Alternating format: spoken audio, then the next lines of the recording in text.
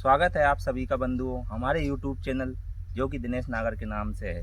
बंधुओं, आज हम आए हैं बड़े ही दिव्य संत के पास, जिनके पास स्वयं के अनुभव का दिव्य ज्ञान है। जी हाँ बंधुओं, जिसके बारे में भगवान कृष्ण ने गीता में कहा है कि अर्जुन, ये ज्ञान सभी विद्याओं का राजा है, जिसके बारे में बहुत ही कम लोग आपको बता पाएंगे। जी हाँ दोस्तों, वही सत्संग, वही आत्मज्ञान, वही ध्यान, वही स्वयं का निज अनुभव आज हम महाराज जी से समझने की कोशिश करेंगे और सत्संग की चर्चा करेंगे। जिस दिव्य ज्ञान के बारे में महापुरुषों ने कहा भी है कि हंसा तो लाख दुहाई और साहर शब्द बाहर नहीं जाई। जी हाँ बंधुओं, उसी आत्मज्ञान की, अध्यात्म की हम महाराज जी से बात करेंगे, सत्संग करेंगे। काफ़ी विनय और प्रार्थना करने के बाद महाराज जी हमसे सत्संग करने के लिए राजी हुए हैं बंधुओं। इसलिए इस वीडियो के हर एक शब्द को आप ध्यान से सुनिएगा बंधुओं, क्योंकि हमारे संत परमार्थी होते हैं। जगत का कल्याण करना ही उनका सहज स्वभाव होता है। और हमारे शास्त्रों में भी कहा है कि सच्चे संत के पास उठने से, बैठने से परिक्रमा के बराबर फल मिल जाता है। जहाँ संत विचरण करते हैं वह स्थान तीर्थ हो जाता है बंधुओं। और गोस्वामी जी तुलसीदास जी ने भी कहा है कि प्रथम भक्ति संतन कर संगा, दूसरी भक्ति मम कथा प्रसंगा। तो चलिए महाराज जी से हम सत्संग चर्चा करेंगे, ध्यान के बारे में बात करेंगे, आत्मज्ञान के बारे में बात करेंगे। जय श्री राम महाराज। महाराज जी, आज आप हमें ये बताएं कि आत्मज्ञान क्या है, अध्यात्म क्या है, स्वयं का निज अनुभव क्या है, ध्यान क्या है, ध्यान का स्वरूप क्या है, ध्यान कैसे करें, इसके बारे में आप हमें सत्संग और अपना दिव्य ज्ञान बताने की कृपा करें महाराज जी। ओम श्री सद्गुरुदेव भगवान की जय। देखिए, मनुष्य शरीर में आए हैं। मनुष्य शरीर आने में परमात्मा ने जो 84 लाख योनियाँ बनाई हैं, रामचरितमानस में आया है, आकर 4,84,000 जोनि भ्रमत यह जीव अविनाशी, फिरत सदा माया कर प्रेरे, काल कर्म स्वभाव गुण घेरे, कबहू की करि करुणा नर देही, देत ईस बिन हेत सनेही। हम 84 लाख योनियों में से भटकते भटकते जब परमात्मा की अहैतुकी कृपा होती है तब ये मनुष्य शरीर प्राप्त होता है। जब हम माँ के गर्भ में आते हैं, वहाँ आने पर जब बहुत पीड़ा होती है तब परमात्मा से पुकार लगाते हैं, प्रभु ये महान जो दुख है इससे आप बाहर निकालें। तो परमात्मा से बहुत पुकार करता है। तब जीव अंदर जाता है, पुकार करता है। तो परमात्मा जब 9 महीना होता है तो जीव बाहर आता है। जीव बाहर आकर के संसार की क्रियाकलापों में इतना रच पच जाता है कि उसको नाम लेना बड़ा कठिन हो जाता है। जैसे उदाहरण के लिए एक छोटी सी कहानी है। एक थे राजा के यहाँ एक सूरदास गए, लेकिन वो किसी से पूछे नहीं। और जो परकोटा होता है ना, परकोटा के चारों तरफ घूमने लगे। घूमते घूमते उनके शरीर में एक दाद थी। दाद जानते हैं? खाज। तो जब वो पूरा दरवाज़ा घूम के आते थे, पूरी दीवार को, और वहाँ पर आते थे तो उनके खुजली हो जाती थी और उसको खुजलाने लगते थे, लेकिन चलना बंद नहीं करते थे। लेकिन कई बार हो गया, तब किसी ने बताया कि देखो रास्ता ये है। तो अंदर गए, खुजली के जब बंद किए, इसी तरह से हम संसार में आए हैं, संसार के भोग में, संसार के सुख सुविधाओं एकत्रित करने में इतना व्यस्त हैं, जो दाद है संसार का खुजलाने के समान है। हम अंधे हैं, हमको ज्ञान नहीं है। किसी जब तत्व स्थित महापुरुष की हमें प्राप्ति होती है तब वो रास्ता दरवाज़ा बताते हैं। तो जब जीव आता है और आकर के किसी तत्व स्थिति महापुरुष के शरण में जाता है कि प्रभु जिस आनंद में आप डूबे हैं उस आनंद की प्राप्ति हमको भी कराएं। क्यों? क्योंकि उसने तो सब कुछ देखा, पैसा, कीर्ति, वैभव, मान, सम्मान, पद, प्रतिष्ठा, इसमें सुख है ही नहीं। तो वो जाते हैं, प्रार्थना करते हैं, तो पहले तो गुरु महाराज परीक्षा लेते हैं, वाकई में ये इस योग्य है, देने लायक या नहीं है। सही बात है। तो गुरु महाराज उसको भगाएंगे, मन में विकार पैदा करेंगे, मारेंगे, डांटेंगे, भगाएंगे, लेकिन भागेगा नहीं, बार बार आएगा, बार बार आएगा। तो उसको गुरु महाराज समझ लेंगे, उसको शिष्य के रूप में स्वीकार करेंगे। जब स्वीकार करेंगे तो कहा गया 12 साल रहे संत की टोली, तब एक मिले हंस की बोली। जब हम किसी तत्व स्थित महापुरुष के सानिध्य में रहते हैं, उसी पे आए प्रथम भक्ति संतन कर संग। जब हम संतों के पास जाएंगे, जैसे ये भजन भक्ति एक ऐसी है जैसे हमें ढोलक बजाना सीखना है। जब तक भजन ढोलक बजाने के वाले के पास नहीं जाएंगे तब तक हमको ढोलक बजाना नहीं आएगा। भले हमारे से वो 4 गुना मजबूत है, हमारे से वो इधर से मारे ढोलक, उधर से पार होके उधर हो जाए हाथ, इतना उसमें ताकत है, फिर भी वो पतला पतला आदमी फटाफट बताए। इसी तरह से एक कला है, जब हम किसी महापुरुष की शरण में जाते हैं, महापुरुष किसको बोलते हैं? जो साधना करते करते तत्व में स्थित हो गए। तत्व क्या है? पार ब्रह्म परमेश्वर। अब रही बात, जब वहाँ जाते हैं तो वो पूरी रास्ता बताते हैं। हम संसार को हम किथमिदम जातम को वे कर्ता से विदते, हम कौन हैं, संसार में किस लिए आए हैं, हमें क्या करना है, हमें क्या नहीं करना है, ये सारी जानकारी दे करके। तो एक तो भक्ति होती है सदगुरु की सानिध्य में रह के झाड़ू लगाना, पोछा लगाना, सफाई करना। वो कैसे है? जैसे मान लीजिए सूर्य भगवान के सामने आते ही प्रकाश की प्राप्ति होती है।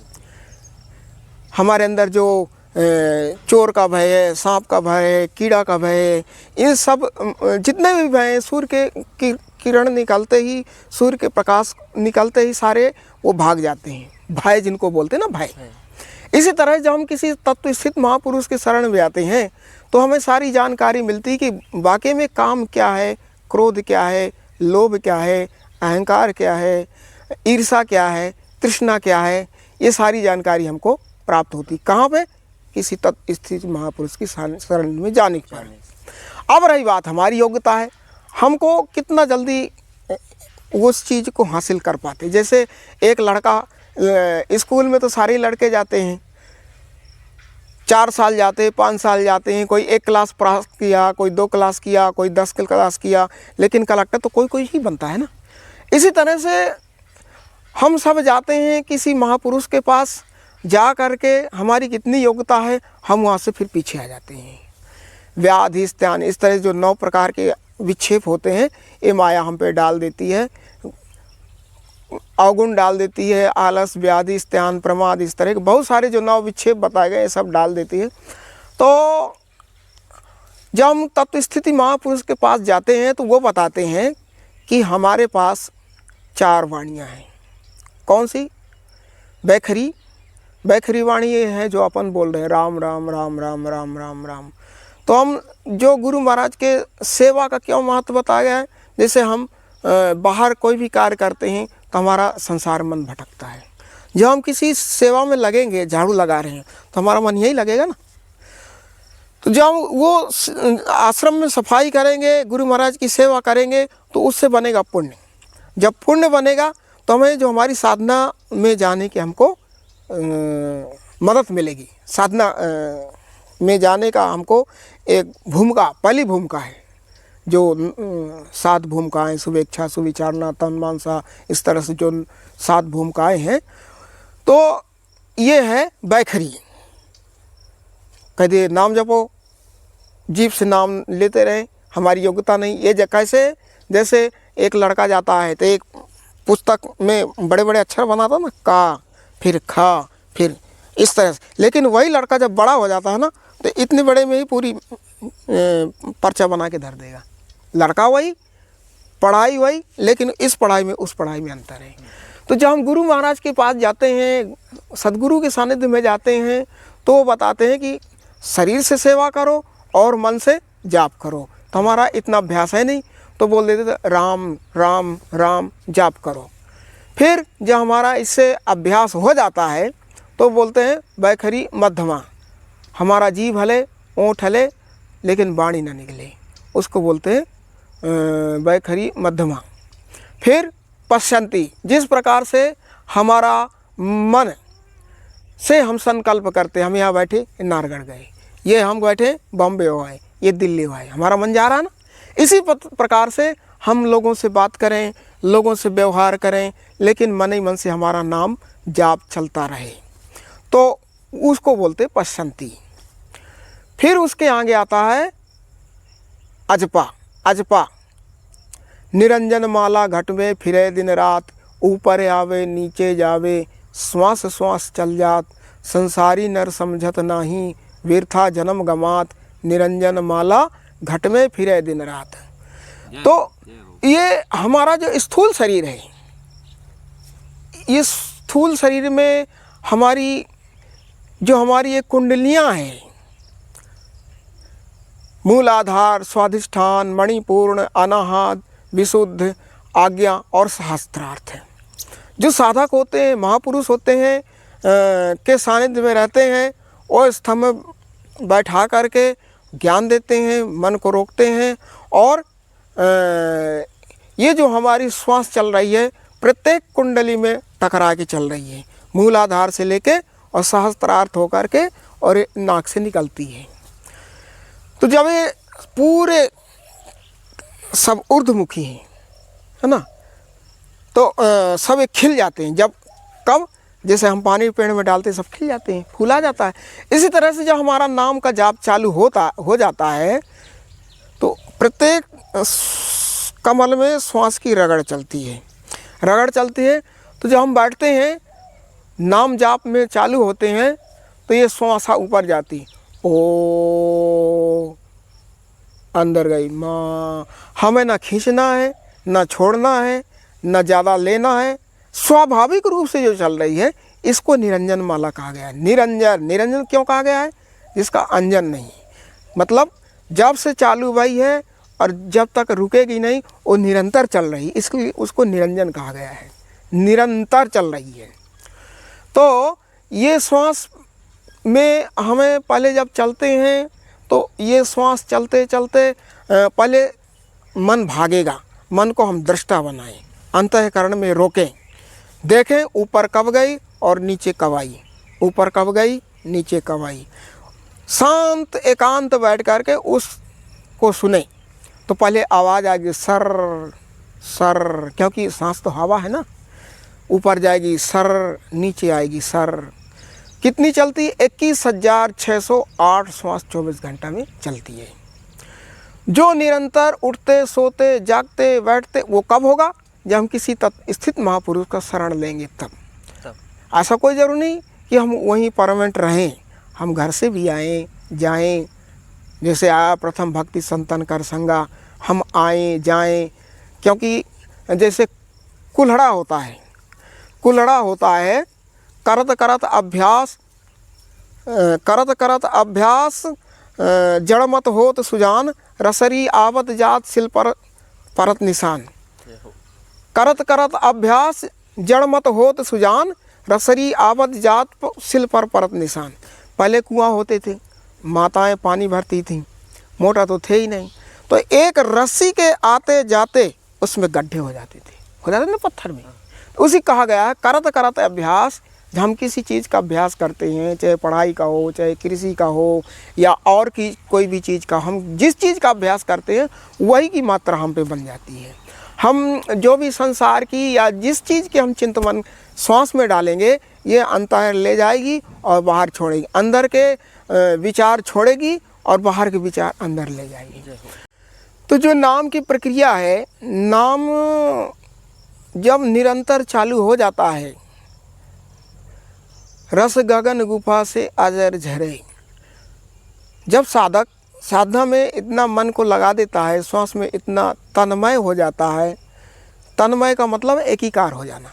जिस प्रकार से अग्नि और आहुति डालते हैं तो एक हो जाता है, इसी तरह से हमारा मन उस श्वास में इतना लग जाए कि हमारा मन और श्वास भिन्न नज़र ना आए, उसको एकीकार बोलते हैं, एकतानता।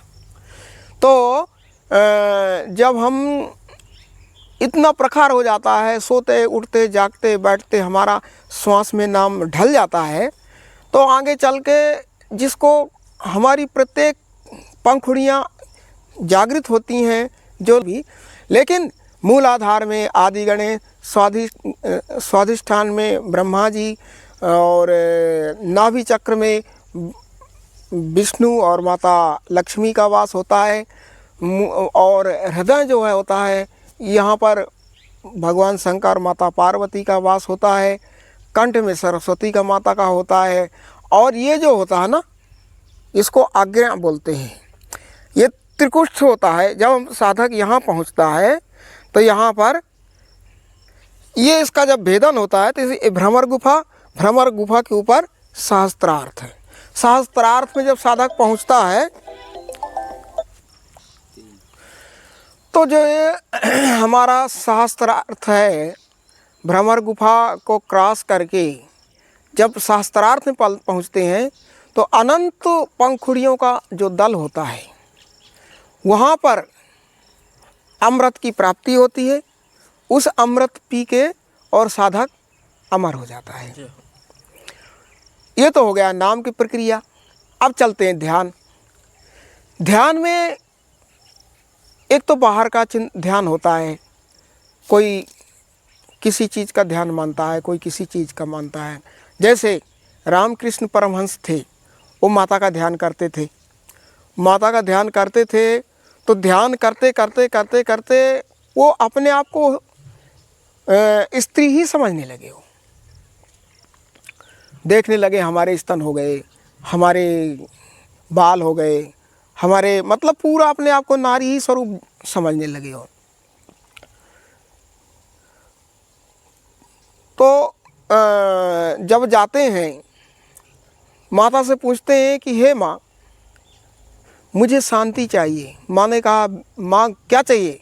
बोले, माँ मुझे कुछ नहीं चाहिए, मुझे तो पार ब्रह्म परमेश्वर चाहिए, मुझे शांति चाहिए। बोले, मुझसे नहीं हो सकता है, और संसार का कुछ भी लेना हो तो ले लो, लेकिन मैं वो चीज़ नहीं दे सकती हूँ। बोले, तो आप नहीं दे सकती तो आप मैं लेके क्या करूँगा मैं? तो बोले, ठीक है, तुम्हें वो चाहिए तो मूसा है, उस टाइम में अच्छे महापुरुष थे, बोले उनके पास जाओ। जब वहाँ जाते हैं, प्रार्थना करते हैं, साधना करते हैं, ध्यान करते हैं, तो कहते हैं कि तुम जाओ और माता का पहले ख़त्म करो, तब जाके उस परमात्मा की प्राप्ति होगी। तो जाते हैं, कोई तो कहता तलवार दिए, कोई कुछ कहता है, लेकिन ऐसा हम भी सुने हैं कि जब वो ध्यान में बैठे थे तो उन्होंने यहाँ पर चूड़ी का ऐसा लकीर किए, उससे ही माता ख़त्म होती है, और जो विराट स्वरूप पार ब्रह्म परमेश्वर उनके अंतःकरण प्रकट हो गए। तो हम जिस चीज़ का ध्यान करते हैं वही चीज़ हम हो जाते हैं। ब्रह्मा का करेंगे ब्रह्मा हो जाएंगे, विष्णु का करेंगे विष्णु हो जाएंगे, महेश का करेंगे महेश हो जाएंगे, अन्य देवी देवताओं का करेंगे अन्य देवी देवता हो जाएंगे। लेकिन किसी तत्व स्थित महापुरुष के सानिध्य में जाके उनका ध्यान करेंगे, क्योंकि आया है श्री गुरु पद नख मण गण ज्योति सुमिरत दिव्य दृष्टि ही होती। यानी कि रामचरितमानस में जो कहा गया है कि गुरु महाराज का जो दाहिने पांव का अंगूठा होता है, श्री गुरु पद नख मणि गण ज्योति सुमिरत दिव्य दृष्टि ही कहते हैं हृदय में। तो जो हम मानस पूजा जिसको बोलते हैं, मानस पूजा में हम आसन लगाएं, आसन लगा के अपने इष्ट देव को बैठाएं, उनके चरण धोएं, चरण धो करके उनके माल्यार्पण करें, माल्यार्पण करके उनको भोग लगाएं, जो भी खाना खिलाना चाहिए, जो हमारा अंदर मन बोले खिलाएं, खिला करके फिर हम धीरे धीरे उनके स्वरूप को आरती करें, उनसे करते करते फिर उनके पूरे शरीर को देखें, उनके ऐसे सिर के बाल हैं, ऐसे सब कुछ देखते देखते देखते देखते और फिर जो गुरु अपने इष्ट देव का, इष्ट उसको कहते हैं जो नाना प्रकार के कष्ट को हरण करता, उसको बोलते इष्ट। अनिष्ट को हरण करे उसको बोलते इष्ट। तो जब गुरु महाराज का जो दाहिने पांव का अंगूठा होता है, पहले तो हमारा मन संसार में था, फिर हमारा मन इतना बड़ा हुआ, यानी गुरु महाराज के शरीर के बराबर हुआ, फिर धीरे धीरे धीरे जो गुरु महाराज का अंगूठा होता है, नाखून, वहाँ पे मन को रोके, बिंदु बनाए, बिंदु को बना करके और उसी को मन रोके, उसको बोलते हैं एक तानता प्रतिध्यानम, एक तानता। जब वो हम इतना रोक दें तो हमारा मन एकदम छोटा हो जाएगा। जब छोटा हो जाएगा, हम डेली अभ्यास करें, ये तो बताने के लिए अनेक जन्म लग जाते हैं, इतने प्राप्त करने के लिए हमारा मन रुकता ही नहीं है। अनेक जन्मों तपोयाम समसिद्धि, जन्म जन्म मुनि जतन कराही अंतराम कहयावत। एक कई जन्मों का प्रोसीजर है, बताने में बहुत थोड़ा सा है, सरल है, लेकिन चलना बड़ा थोड़ा कठिन है। तो हम जो है जब हम ध्यान करते हैं, जब हमारा प्रोसीजर पूरा होता है, हम उठते टाइम में गुरु महाराज से सुबेरे प्रार्थना करें, प्रभु हम संसार में जा रहे हैं, जो भी हम करें आपको, हम भवसागर रूपी कुरुक्षेत्र में जा रहे हैं, भला बने बुरा बने क्या बने आप जाने, आपका काम जाने, मुझसे कोई लेना देना नहीं है, मैं तो आपका हूँ। इस तरह से सवेरे जाए, शाम के जब लौट के आके ध्यान लगाता है तब भगवान से प्रार्थना करे, प्रभु जाने अनजाने जो भी गलतियाँ हुई हों उन सब के लिए क्षमा मांगता हूँ। जो भी हमने किया उधर के लिए किया, परिवार के लिए किया, परिवार भी आपका ही है, मेरा कुछ नहीं है, आपके श्री चरणों में सब कुछ अर्पण करता हूँ। और जब उठता है साधक अंतःकरण में से, तो जो चरण धोया था ना, उस चरण को लेकर के उस चरण को पिए और सिर में लगाए। उससे क्या होगा, उसको बोला जाता है चरणामृत। एक न होता है वचनामृत, एक होता है चरणामृत। तो चरणामृत जब हम डेली लेंगे तो वो हमारा एक वो भी अमृत है, एक हम सत्संग सुना, एक वो चरणामृत है। हम जाते ना तो चरण, महात्माओं के चरण धोते हैं, ये मूर्ति जो पानी आता है उसको चरण लेते ना, बोलते अमृत है। इसी प्रकार से इसको चरणामृत बोलते हैं। और जब हम उठते हैं तो लें और डेली डेली लेते जाएंगे लेते जाएंगे लेते जाएंगे। जितना हम मन को शून्य करते जाएंगे हमारा बिंदु में आ जाएगा, इतना हमारा मन रुकने लगे गुरु महाराज के नाखून, क्योंकि वो मणि है, श्री गुरु पद नख मणि गण ज्योति। वो मणि वो दिव्य जैसे ज्योति होती है ना, अखंड जलती है, वैसे ऐसे नहीं होती है। जब ऐसे ऐसे होगी तो हवा चलती है। तो इसी प्रकार से हमारा मन भागेगा तो वहाँ से हटेगा। लेकिन जब एकीकार हो जाएगा, उसमें हम जितना डूबेंगे, जितना उसको हम समय देंगे, हमारा मन उतना एकाग्र होगा और उसमें हम डूब जाएंगे। और डूब जाएंगे तो अपने आप को ख़त्म कर देगा। लाली देखन में गई, लाली मेरे लाल की, जित देखूं तित लाल, और लाली देखन में गई, मैं भी हो गई लाल। तो उसी में जब वो स्थित हो जाता है, समाहित हो जाता है, तो फिर वो सब खत्म हो जाता है। लेकिन इतने के लिए बहुत टाइम लगता है। ओम श्री सद। दिनेश जी आपने बहुत अच्छा ये कर रहे हैं। न जाने लोग कितने गलत रास्ते पे जा रहे हैं, कोई दारू में, कोई मुर्गा में, कोई मच्छी में, कोई गलत संगत में जा रहे हैं। लेकिन आप ये संतों की वाणियाँ सुनना, संतों के सानिध्य में जाना, संतों की वाणियों को प्रचार करना, ये बहुत अच्छी बात है। क्योंकि कहा गया है पुण्य पुंज बिन मिलहि न संता, सतसंगति संसृत कर अंता। पुण्य एक जन गुमहु नहीं दूजा, मन क्रम वचन विप्र पद पूजा। तो ये जो है आप कर रहे हैं बहुत अच्छी बात है। और हमारा भगवान से, गुरु महाराज से निवेदन है कि इसको आप ज़्यादा प्रसार करें, ताकि ये जन जन में पहुँचे और सभी संतों की वाणी जन में जाएगी तो हो सकता है कुछ लोग जागृत हों। क्योंकि बिन सत्संग विवेक न होई, राम कृपा बिन सुलभ न सोई।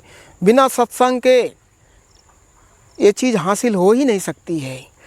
जो महात्मा लोग हैं और जहाँ तक जिस महात्मा की पहुँच है, जिस महात्मा की जैसे महापुरुष की प्राप्ति है, अपने स्थिति के अनुसार वैसे ही वाणी बताते हैं, सब अच्छी ही वाणी बताते हैं। इसलिए बहुत अच्छी बात, हमें आप आए, बड़ा खुशी भई कि इस चैनल के माध्यम से, या आपकी रुचि है पेट्रोल से यहाँ नारगढ़ से यहाँ तक आए, अपना खुद का पेट्रोल जला के यहाँ आप आए और जाएंगे, कोई वो नहीं। तो एक रुचि ही है, तभी तो ऐसा कार्य कर रहे हैं। रुचि नहीं होती तो क्यों करते। इसलिए जो है हमारा परमात्मा से प्रार्थना है कि आप दिन प्रतिदिन ऐसे ही महात्माओं के सत्संग सुने, लाभ लें और दूसरों में बाँटें, वचनामृत पान कराएं। इससे जितना पान करने में भलाई है उतना ही दूसरे को पान कराने में भी भलाई है। इसलिए ऐसे ही महात्माओं के सानिध्य में जाके उनका सत्संग लाभ ले करके और जनता में इसका प्रसारित कीजिए, जनता को सुनाएं। क्योंकि एक महात्मा की यदि एक वाणी भी हमें मिल गई तो हो सकता है एक ही अवगुण हमारा कट जाए, कोई भरोसा थोड़ी है। इसलिए जो है बहुत अच्छी बात है। हमारा परमात्मा से निवेदन है कि आप पे कृपा करें और दिन प्रतिदिन आप योग्यता बने, आपकी बुद्धि पवित्र हो और प्रसारित करें। बोलिए श्री सद्गुरुदेव भगवान की जय हो। महाराज जी जय हो। महाराज जी, यहाँ के जो आज सत्संग के वीडियो है, इसको हमारे चैनल पर डालने में आपकी सहमति तो है ना? नहीं, देखिए ऐसा है, सत्संग बिन सत्संग विवेक न होई। सत्संग को जितना लोगों में डालेंगे, जितना सुनाएंगे, उससे अच्छी बात तो है। सत्संग सार्वजनिक ही तो होता है, लेकिन सत्संग का महत्व वही समझते हैं जो योग्य होते हैं, जिनके अंतःकरण में पुण्य होता है, वही समझते हैं। बाकी और तो सब टार बटार देते हैं। जैसे हर लड़का स्कूल में जाता है, लेकिन हर आदमी कलेक्टर थोड़ी हो पाता है। इसी तरह से वो कौन सा आदमी कौन सा सत्संग लेना चाहता है, वो उस लेवल का ले लेगा। हर आदमी का सुनना कर्तव्य है और हम आप डालें और सुनाएं लोगों में, तो बहुत अच्छी बात है। शायद आश्रम में आना जाना लोग कम पसंद करते, घर में ही बैठ के सुने तो ये भी अच्छी बात है। जैसे भी हो, ठीक है महाराज जी। जय सिया राम। जय सिया।